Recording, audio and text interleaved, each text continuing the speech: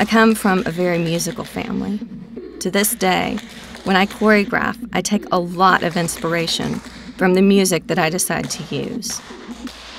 I've been fortunate enough to find a wonderful collaborator in Sylve, a singer and a beatboxer here in Memphis.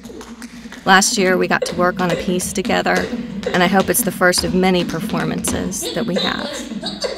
I love that she makes music with her voice, and I make music with my feet. It just seems natural that a tap dancer and a beatboxer would work together. Tap is the only dance form where the dancer is the musician, and that's probably why I love it more than any other form of dance.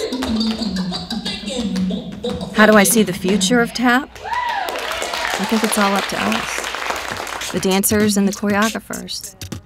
It is whatever we want to make it. As Sammy Davis Jr. once said, you always have two choices, your commitment versus your fear. As for me, I am committed to getting better and being the best dancer and choreographer I can be. I think that's all I can ask of myself.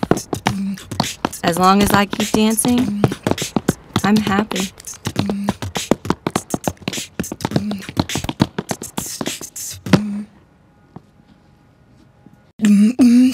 Go